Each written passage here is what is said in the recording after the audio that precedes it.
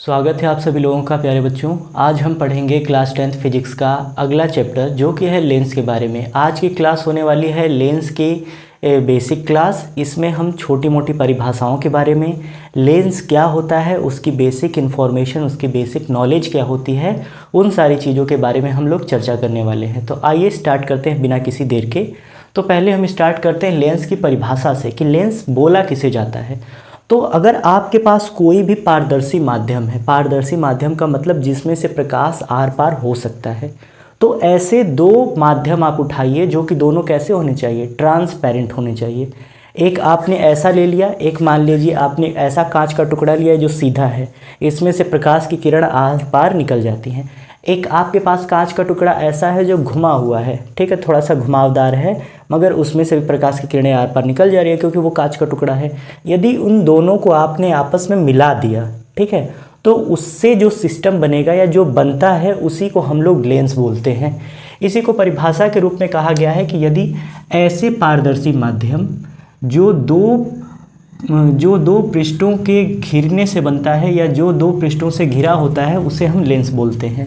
तो वही समझाया गया कि एक आपके पास कांच का टुकड़ा ऐसा था, एक कांच का टुकड़ा ऐसा था, तो दो पृष्ठों से आपने जब दो पृष्ठों को आपस में ज्वाइन करेंगे तो उनके द्वारा कुछ ना कुछ एरिया घिरेगा। तो जो घिरा हुआ ये बन रहा है सिस्टम, पारदर्शी माध्यम, इसी पारदर्शी माध्यम को हम लोग कहेंगे लेंस। तो इसकी परिभाषा समझ में आ गई। ऐसे पारदर्शी माध्यम जो दो पृष्ठों से घिरा होता है उसे हम लेंस बोलते हैं। अब लेंस दो प्रकार के होते हैं, एक होता है उत्तल लेंस और एक होता है अवतल लेंस, ठीक है। अब उत्तल लेंस की परिभाषा समझते हैं। उत्तल लेंस किसे कहा जाता है?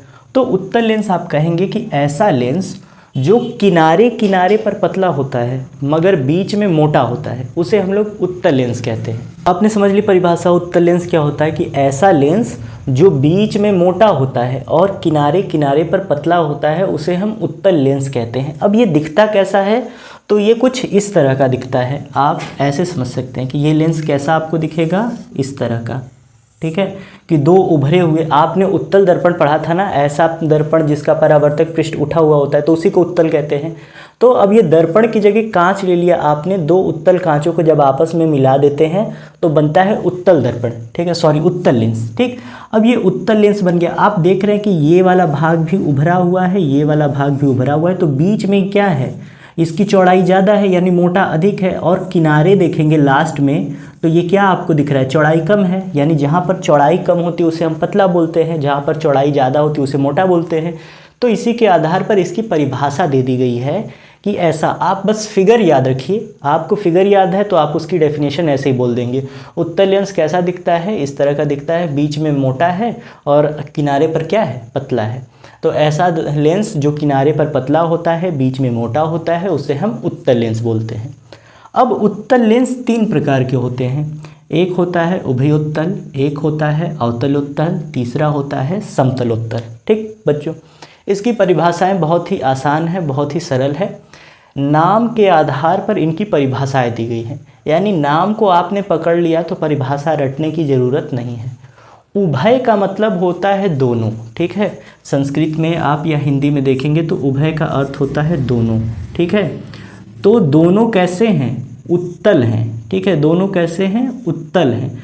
तो जब दोनों उत्तल हैं तो उससे कौन सा लेंस बनेगा, उभयोत्तल। ऐसा उत्तल लेंस जिसका दोनों पृष्ठ बाहर की ओर उभरा होता है उसे हम उभयोत्तल लेंस कहते हैं। परिभाषा समझ में आ गई। ऐसा उत्तल लेंस जिसका दोनों अपवर्तक पृष्ठ, परावर्तक नहीं क्योंकि इसमें अपवर्तन होगा, लेंस पढ़ रहे हैं, दर्पण होता तो परावर्तन होता, लेंस है इसलिए अपवर्तन होगा। तो ऐसा उत्तल लेंस जिसका अपवर्तक पृष्ठ बाहर की ओर उभरा होता है, दोनों अपवर्तक पृष्ठ बाहर की ओर उभरा होता है, उसे हम बोलते हैं उभयोत्तल लेंस। अब कहा गया है अवतल उत्तल, अवतल भी इसमें जुड़ा हुआ है और उत्तल भी जुड़ा हुआ है। तो साधारण सी बात है कि लेंस तो दो पृष्ठों से ही मिलकर बनता है, उसमें से एक पृष्ठ कैसा है, अवतल है, और एक पृष्ठ कैसा है, उत्तल है। अवतल का मतलब उठा हुआ और उत्तल का मतलब उठा हुआ, अवतल का मतलब दबा हुआ। तो ऐसा उत्तल लेंस जिसका एक अपवर्तक पृष्ठ बाहर की ओर उभरा हुआ हो तथा एक अपवर्तक पृष्ठ अंदर की ओर दबा हुआ हो। ये अगर देखेंगे तो ये बाहर की ओर है, मगर इस अपेक्षा देखेंगे तो अगर इधर बनता तो बाहर की ओर कहलाता, मगर इधर की ओर बन रहा है, इसका मतलब अंदर की ओर है। तो ऐसा उत्तल लेंस जिसका एक अपवर्तक पृष्ठ बाहर की ओर उभरा हुआ हो और एक अपवर्तक पृष्ठ अंदर की ओर दबा हुआ हो, तो उसे हम कहते हैं अवतलोत्तल लेंस। अब अगला दिया गया है तीसरा, समतल उत्तल। समतल का मतलब सपाट सीधा और उत्तल का मतलब उत्तल लेंस, कि ऐसा उत्तल लेंस जिसका एक अपवर्तक पृष्ठ बाहर की ओर उभरा हो तथा एक अपवर्तक पृष्ठ समतल हो। तो इस प्रकार का लेंस कौन सा लेंस कहलाएगा? समतलोत्तल लेंस कहलाएगा। तो यदि आप इनके शब्दों को पकड़ गए तो परिभाषा रटने की ज़रूरत नहीं होगी। कुछ बच्चे मीनिंग को नहीं समझते हैं, मीनिंग अगर आप समझ लिए तो मीनिंग समझने के बाद बाकी जो चीज़ें होती हैं वो अपने आप समझ में आ जाती हैं। तो समझ में आ गया कि इनका नाम क्यों ऐसे रखा गया है। तो जैसा इनका आकार है, जैसे बने हुए हैं, वैसा ही उनका नाम है। अब आगे बढ़ते हैं। अगला है आपके पास अवतल लेंस। अब अवतल लेंस किसे कहेंगे? उत्तल दर्पण आपने पढ़ा था, बाहर की ओर उभरा है तो उत्तल दर्पण, अंदर की ओर दबा हुआ होता है तो उसे कहते हैं कौन सा दर्पण? अवतल दर्पण। तो अब यहाँ पर दर्पण की जगह लेंस लगाना है। लेंस में जो पीछे कलई की जाती है, कलई को उखाड़ दीजिए, यानी ट्रांसपेरेंट बना दीजिए। तो ऐसा लेंस जो किनारे पर मोटा और बीच में पतला होता है उसे हम अवतल लेंस कहते हैं। बात समझ में आई? ऐसा लेंस जो किनारे पर मोटा और बीच में पतला होता है उसे हम अवतल लेंस कहते हैं। अवतल का मतलब जब भी आपके सामने अवतल शब्द आए हमेशा ऐसी आकृति बनाइए, उल्टा सी, ठीक है, उल्टा सी यानी दबी हुई आकृति। तो ये वाला पृष्ठ भी दबा होगा और इधर वाला पृष्ठ भी दबा होगा। अब ध्यान से देखिए आप ही लोग, यहाँ पर बीच में यहाँ पर इसकी चौड़ाई क्या है? कम है, मगर यहाँ पर किनारे जाकर इसकी चौड़ाई क्या हो गई है? अधिक हो गई है। यानी ये जो लेंस है वो किनारे पर क्या हो गया है? मोटा, और बीच में क्या हो गया है? पतला। तो इसी के आधार पर इसकी परिभाषा भी बना दी गई कि ऐसा लेंस जो बीच में क्या हो? पतला हो और किनारे पर मोटा हो, उस प्रकार का लेंस कहलाएगा कौन सा लेंस? अवतल लेंस। ठीक है। अब ये भी 3 प्रकार के होंगे, अभयावतल, उत्तलावतल और समतलावतल। अब इनके भी परिभाषा देखते चलिए। उभय का मतलब अभी क्या बताया गया? दोनों। किस प्रकार के हैं? अवतल हैं। तो ऐसा अवतल लेंस जिसका अपवर्तक पृष्ठ, हमेशा बोलेंगे अपवर्तक पृष्ठ, अपवर्तक पृष्ठ, ऐसा अवतल लेंस जिसका अपवर्तक पृष्ठ अंदर की ओर, यानी जो दो अपवर्तक पृष्ठों से जो दो अवतल पृष्ठों से मिलकर के बना होता है उसे उभयावतल लेंस कहते हैं। बात समझ में आ गई? आगे बढ़ते हैं। अगला दिया गया है अवतलावतल, उत्तलावतल। उत्तलावतल का मतलब एक इसमें उत्तल भी है और उसमें अवतल भी है। उत्तल का मतलब क्या होता है? उत्तल का मतलब होता है बाहर की ओर निकला हुआ। तो देखिए एक आपको बाहर की ओर निकला हुआ दिख रहा है और एक अवतल दिया गया है। अवतल का मतलब अंदर की ओर दबा हुआ। तो ऐसा अवतल लेंस जिसका एक अपवर्तक पृष्ठ बाहर की ओर उभरा हो तथा एक अपवर्तक पृष्ठ अंदर की ओर दबा हो उसे उत्तलावतल लेंस कहते हैं। बात समझ में आ गई? उत्तलावतल की परिभाषा फिर से सुनिए। उत्तल का मतलब क्या होता है? कि बाहर की ओर निकला हुआ। अवतल का मतलब अंदर की ओर दबा हुआ। तो ऐसा लेंस जिसका एक अपवर्तक पृष्ठ बाहर की ओर उभरा हुआ हो तथा एक अपवर्तक पृष्ठ अंदर की ओर दबा हुआ हो, तो उस प्रकार का लेंस उत्तलावतल लेंस कहलाता है। अब आगे बढ़ते हैं। लास्ट में दिया गया है समतलावतल। समतल का मतलब एक समतल रहेगा और अवतल का मतलब एक अवतल रहेगा। तो ऐसा अवतल लेंस, अवतल आ गया तो अवतल लेंस ही रहेगा। ऐसा अवतल लेंस जिसका एक अपवर्तक पृष्ठ अंदर की ओर दबा हो तथा एक अपवर्तक पृष्ठ सपाट होता है, उस प्रकार का लेंस समतलावतल लेंस कहलाता है। उम्मीद करते प्यारे बच्चों आपको लेंस की परिभाषा, लेंस के कितने प्रकार होते हैं, ये चीज़ें आपको समझ में आ गई होंगी बहुत ही बेहतर ढंग से। अब बढ़ते हैं अगले टॉपिक की ओर, लेंस से संबंधित कुछ परिभाषाएं। लेंस से संबंधित क्या क्या परिभाषा यहाँ पर आपको देखने को मिल रही है? आपको ये समझ में आ रहा है ना, बीच में एक लेंस बनाया गया है ऐसे और ऐसे। ये कौन सा लेंस है? ये है उभयोत्तल लेंस, बीच में उभयोत्तल लेंस बनाया गया है। अब आपको बहुत सारे पॉइंट दिए गए हैं। प्रकाशिक केंद्र क्या होता है, वक्रता त्रिज्या क्या होती है, मुख्य अक्ष क्या होता है, वक्रता केंद्र क्या होता है, इन सारी चीज़ों के बारे में आपको पढ़ना है।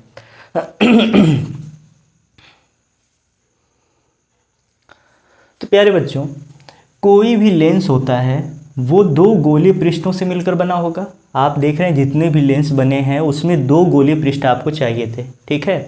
तो दो पृष्ठ चाहिए, तो हमने यहाँ पर मान लिया कि एक गोला ऐसा था जिसमें का हमने इतना पार्ट काट लिया है, एक गोला ऐसा था जिसमें से हमने इतना सा पार्ट काट लिया है, और इन दोनों को मिला करके हमने क्या बना दिया, एक लेंस बना दिया। कौन सा लेंस? उभयोत्तल लेंस, ठीक है। उभयोत्तल लेंस आपने बना दिया। अब आपसे पूछ रहा है कि मुख्य अक्ष की परिभाषा बताइए। तो ये जो लेंस है वो किसी न किसी खोखले भाग से काटा गया होगा। ये जो लेंस है वो किसी न किसी खोखले भाग से काटा गया होगा, और यदि किसी खोखले गोलीय भाग से काटा गया है तो उसका कोई न कोई केंद्र रहा होगा, ठीक है। अगर आप गोला ले रहे हैं तो गोले का कुछ न कुछ तो केंद्र होगा। तो जो लेंस होता है, पहली बात, दो गोलीय माध्यमों से मिलकर बना होता है, ठीक है। अब उन दो गोलों की कुछ न कुछ त्रिज्या रही होगी, तो उनके केंद्र को मिलाते हुए जो खींची जाती है रेखा, उसको बोला जाता है मुख्य अक्ष। बात समझ में आई कि जब भी लेंस बनता है दो गोलीय पृष्ठों से मिलकर बना होता है। अब दो गोले हैं तो इन दो गोलों की कुछ न कुछ इन दोनों गोलों का कोई न कोई केंद्र रहा होगा। उन दोनों के केंद्र को मिलाते हुए जो हम लाइन खींचते हैं, जो लाइन ड्रॉ करते हैं, उसी को कहा जाता है मुख्य अक्ष। बात क्लियर हो गई एकदम। अब आगे देखते हैं, ये पॉइंट सी यहाँ पर दिया गया है जिसका नाम है प्रकाशिक केंद्र। अब प्रकाशिक केंद्र किसे कहते हैं? तो किसी भी लेंस में, वो उत्तल लेंस हो या अवतल लेंस हो या इन छह में से कोई भी लेंस हो, किसी भी लेंस में मुख्य अक्ष पर स्थित वह बिंदु, किसी भी लेंस में मुख्य अक्ष पर स्थित वह बिंदु जिससे होकर जाने वाली प्रकाश किरण में अपवर्तन के पश्चात कोई विचलन नहीं होता है।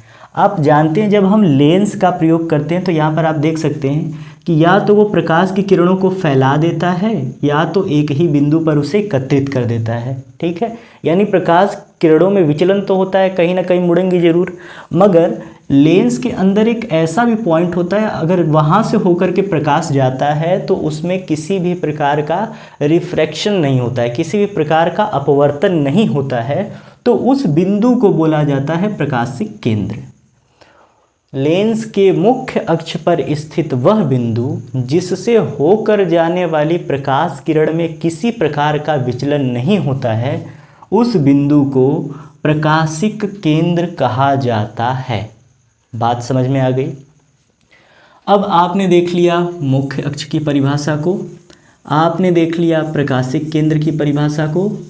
अब आगे बढ़ते हैं वक्रता केंद्र की ओर कि वक्रता केंद्र किसे कहते हैं। इसकी डेफिनेशन भी आसान है, केंद्र शब्द आ गया। अब ये जो दोनों ये जो लेंस है ये दो गोलों से मिलकर बना हुआ है। इन दोनों गोलों का कुछ ना कुछ तो केंद्र रहा होगा और इन्हीं के केंद्र को कहा जाता है वक्रता केंद्र। अब परिभाषा कैसे बोलेंगे कि कोई भी लेंस जिस गोलीय पृष्ठ से काटा जाता है उसका केंद्र, कोई भी लेंस जिस गोलीय पृष्ठ से काटा जाता है उसका केंद्र उस लेंस का वक्रता केंद्र कहलाता है। अब देखिए इसमें दो गोले हैं तो दो केंद्र मिलेगा। इसका मतलब क्या हुआ कि कोई भी लेंस हो उसमें वक्रता केंद्र की संख्या कितनी होगी? दो होगी, एक इसके पास और एक इसके पास। किसी को एक को C1 नाम दे देंगे, किसी को C2 नाम दे देंगे। वक्रता केंद्र हो गया। अब वक्रता त्रिज्या की बात करते हैं। अब वक्रता त्रिज्या क्या होती है कि कोई भी ये जो दर्पण है, ठीक है, कोई भी ये जो लेंस है वो किसी न किसी खोखले पृष्ठ से काटा जाता है। हाँ, काटा जाता है। अब ये जो खोखले पृष्ठ से काटा जा रहा है तो इसकी कुछ न कुछ तो त्रिज्या होगी, ठीक। इसकी कुछ न कुछ त्रिज्या जरूर होगी, तो इसकी त्रिज्या को हम कहते हैं वक्रता त्रिज्या। बात समझ में आई कि कोई भी लेंस जिस खोखले पृष्ठ से काटा जाता है उस खोखले पृष्ठ की त्रिज्या वक्रता त्रिज्या कहलाती है। उस खोखले पृष्ठ का केंद्र वक्रता केंद्र कहलाता है। अब उसके बाद आ गया शब्द द्वारक। ठीक है, द्वारक किसे कहते हैं? किसी लेंस के, ठीक, अर्धगोले का किसी लेंस के आधे भाग का परिमाप लेंस का द्वारक कहलाता है। अब आगे बढ़ते हैं। आपने सब कुछ देख लिया, प्रकाशिक केंद्र, मुख्य अक्ष, वक्रता त्रिज्या, द्वारक और वक्रता केंद्र। अब बात आती है फोकस के बारे में। अगर जो बच्चे शुरू से पढ़ते आ रहे हैं उनको ये सारी चीज़ पता होंगे, वो रिलेट कर पा रहे होंगे कि क्या क्या पॉइंट होते हैं। एक बार सभी की सहूलियत के लिए यहाँ पर दर्शा दिया जा रहा है कि अगर कोई दर्पण होता है, ये हमने ले लिया अवतल दर्पण, तो अवतल दर्पण यहाँ पर P होता था जिसे ध्रुव कहते थे। ये वाली जो लंबाई होती है दर्पण में इसे द्वारक कहते हैं। ठीक है, ये भी घुमावदार पृष्ठ का अर्ध परिमाप उसका क्या कहलाता है? द्वारक कहलाता है। उसके बाद यहाँ पर C होता था, यहाँ पर F होता था, यहाँ से यहाँ तक R होता था, तो बीच में F भी आता था, यानी फोकस भी आता था। तो अभी हमने सब कुछ देख लिया, यानी केंद्र के बारे में देख लिया, त्रिज्या के बारे में देख लिया, द्वारक के बारे में देख लिया, मगर फोकस बाकी है। ठीक है, P इसमें नहीं हो सकता क्योंकि इसमें 2 पॉइंट आ जा रहे हैं। P की जगह यहाँ पर प्रकाशिक केंद्र आ गया है। ठीक, अब देखिए F, फोकस दूरी को परिभाषित कैसे किया जाए। यहाँ पर वक्रता त्रिज्या, मुख्य अक्ष, वक्रता केंद्र, प्रकाशिक केंद्र और द्वारक की परिभाषा आप दोनों प्रकार के लेंस के लिए, या उत्तल हो या अवतल लेंस हो, दोनों के लिए एक ही लिख सकते हैं। मगर जब फोकस दूरी की परिभाषा आ जाती है, मुख्य फोकस की परिभाषा आ जाती है, तब आपको अलग अलग परिभाषा लिखनी होती है, उत्तल लेंस के लिए और अवतल लेंस के लिए। आइए इसके बाद इन बातों को समझते हैं बेहतर ढंग से। तो हमने यहाँ पर उत्तल लेंस बना लिया है, इसमें भी 2 स्थितियां हैं, पहली और दूसरी। यहाँ पर अवतल लेंस बना हुआ है, इसमें भी 2 स्थितियां हैं, पहली और दूसरी।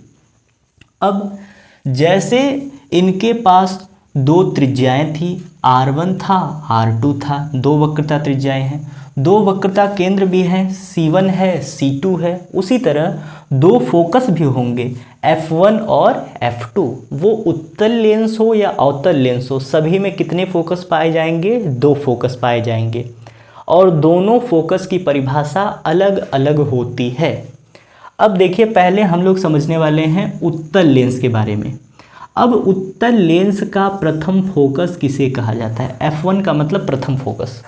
उत्तल लेंस का प्रथम फोकस किसे कहेंगे? तो कभी कभी फिजिक्स में कोई परिभाषा याद करने के लिए आप उसके डायग्राम को याद कीजिए, आप उसके चित्र को याद कीजिए, उसके बाद परिभाषाएं अपने आप याद हो जाती हैं। तो यहाँ पर इसकी परिभाषा क्या देख सकते हैं कि उत्तल दर्पण के मुख्य अक्ष पर स्थित वह बिंदु, उत्तल दर्पण के उत्तल लेंस के मुख्य अक्ष पर स्थित वह बिंदु जिससे जाने वाली प्रकाश की किरण अपवर्तन के पश्चात मुख्य अक्ष के समांतर हो जाती है। देखिए, यहाँ से किरणें गई और अपवर्तन के बाद क्या हो गई? मुख्य अक्ष के समांतर। तो उत्तल लेंस के मुख्य अक्ष पर स्थित वह बिंदु जिससे जाने वाली प्रकाश की किरणें अपवर्तन के पश्चात मुख्य अक्ष के समांतर हो जाती हैं, उसे लेंस का प्रथम फोकस कहा जाता है। उसे उत्तल लेंस का प्रथम फोकस कहा जाता है। बात समझ में आ गई कि फोकस मुख्य अक्ष है, मुख्य अक्ष पर ऐसा बिंदु खोजिए जिससे होकर के जाने वाली प्रकाश की किरण अपवर्तन के बाद सभी किरणों को क्या कर दे? मुख्य अक्ष के समांतर कर दे। तो इस पॉइंट को हम लोग प्रथम फोकस कहेंगे। अब द्वितीय फोकस किसे कहते हैं? अब उत्तल लेंस, ठीक, उत्तल लेंस के मुख्य अक्ष पर स्थित वह बिंदु, उत्तल लेंस के मुख्य अक्ष पर स्थित वह बिंदु जो समांतर चलने वाली प्रकाश की जिस पर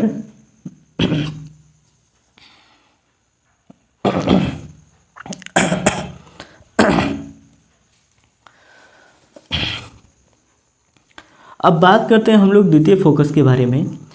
तो उत्तल लेंस के मुख्य अक्ष के समांतर चलने वाली प्रकाश की किरणें, उत्तल लेंस के मुख्य अक्ष के समांतर चलने वाली प्रकाश की किरणें अपवर्तन के पश्चात जिस बिंदु पर मिलती हैं, उत्तल लेंस के मुख्य अक्ष के समांतर चलने वाली प्रकाश की किरण अपवर्तन के पश्चात जिस बिंदु पर मिलती हैं, उस बिंदु को उत्तल लेंस का द्वितीय फोकस कहा जाता है। उम्मीद करते हैं कि आपको ये डेफिनेशन भी समझ में आ गई होगी कि हमें ऐसा बिंदु खोजना है जो समांतर जाने वाली जहाँ पर समांतर जाने वाली प्रकाश किरणें एक दूसरे पर क्या होती हो, मिलती हो। पहला क्या था कि जहाँ से निकलने वाली प्रकाश की किरण समांतर कर दे उसको F1 कहा जाएगा, और समांतर किरणें जहाँ पर अपवर्तन के पश्चात मिल जाती हैं उसे F2 कहा जाएगा। तो ये बातें क्लियर हो गई। अब बढ़ते हैं हम लोग फोकस की परिभाषा के बारे में। तो आपने प्रथम फोकस द्वितीय फोकस देख लिया ना। अब फोकस दूरी किसे कहेंगे? प्रकाशिक केंद्र और मुख्य फोकस के बीच की दूरी को फोकस दूरी कहा जाता है। प्रकाशिक केंद्र और मुख्य फोकस के बीच की दूरी को फोकस दूरी कहा जाता है। बात समझ में आ गई? क्लियर है? आगे बढ़ते हैं हम लोग। अब परिभाषा देखते हैं फोकस के लिए, मुख्य फोकस के लिए अवतल दर्पण में, अवतल लेंस में। तो हमारे पास है यहाँ पर अवतल लेंस, ठीक है। अब इस डायग्राम में आपको क्या दिख रहा है कि बहुत सारी किरणें जा रही हैं